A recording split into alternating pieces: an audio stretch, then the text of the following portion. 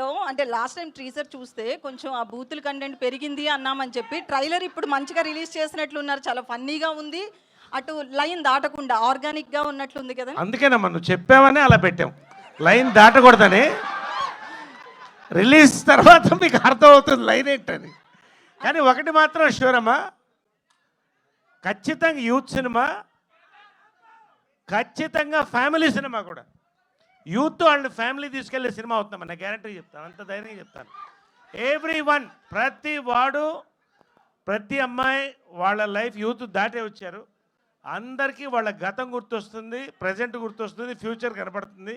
కిరణ్ గారు కిరణ్ గారు ఆ పేరులో అబ్బవరం వరం అన్నట్టుగానే ప్రేక్షకులకు ఒక మంచి వరం ఇవ్వబోతున్నారు అని అర్థమవుతుంది మీ ట్రైలర్ చూస్తే. Thank you so much sir. So అంటే మీ గత సినిమాలు చూస్తే ఇంత ఈజీనెస్, ఇంత యాక్టివ్గా క్యారెక్టర్ తగ్గట్టుగా మీరు యాక్ట్ చేసేవాళ్ళు తప్ప యూత్ని టార్గెట్ చేసుకుని యాక్ట్ చేసింది ఫస్ట్ టైం అనిపిస్తుంది. అవును సార్. సో అది ఎలా అనిపించింది అంటే క్యారెక్టర్ నరేషన్ చేసినప్పుడు సో దాన్ని నేను ఇవ్వగలనా అనిపించిందా, లేదంటే ఇంకా కొత్తగా సో ప్రయత్నంలో భాగంగా ఇది ఇస్తున్నాం అనిపించిందా?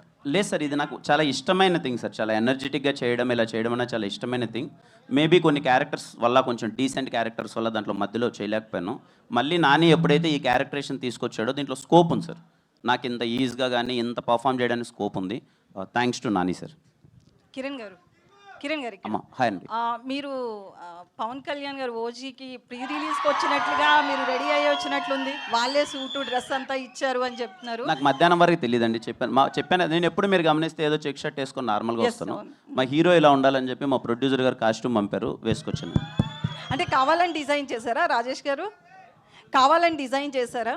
ఇదిగోండి మీ ఇద్దరం వేసుకున్నాం, హీరో గారు, నెక్స్ట్ ఈవెంట్లో మా డైరెక్టర్ గారు, అందరం వస్తాం.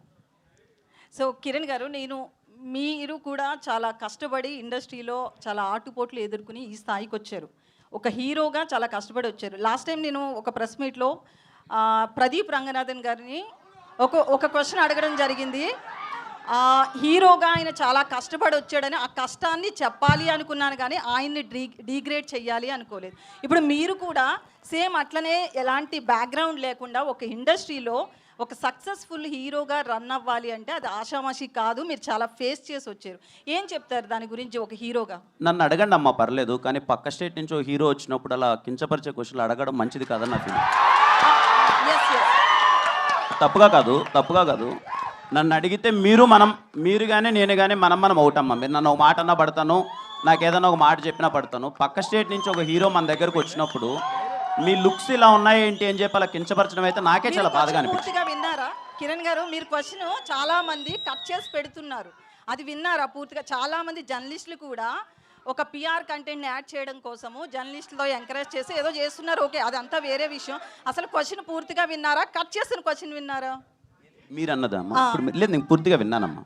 అంటే నా ఉద్దేశం ఏం లేదు, విత్ రెస్పెక్ట్ టు యూ అండి, విత్ రెస్పెక్ట్ టు యూ. నేను అడిగింది ఏంటంటే, నేను అన్నది ఏంటంటే, నిజంగా పక్క స్టేట్ నుంచి ఒక హీరో ఇక్కడికి వస్తున్నారు అంటే మన రెస్పెక్ట్. బాలీవుడ్ అని ఉండదండి. అతన్ని నేను ఏమడిగాను అంటే, మీకు సరే నేను ఒక విషయాన్ని అయితే అందరికీ చెప్పాలనుకుంటున్నారు. కిరణ్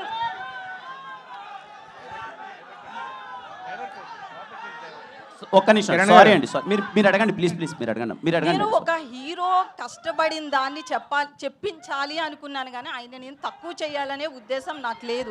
ఇది మీరు ఒక కష్టపడిన హీరోగా మీకు తెలుస్తుంది కాబట్టి మాత్రమే నేను ఈ రోజును కూడా మిమ్మల్ని అది గుర్తు చేస్తున్నా, అంతే, ఇంతకు మించి ఏం లేదు. Thank you. నరేష్ గారు సార్, ఇప్పుడు వరకు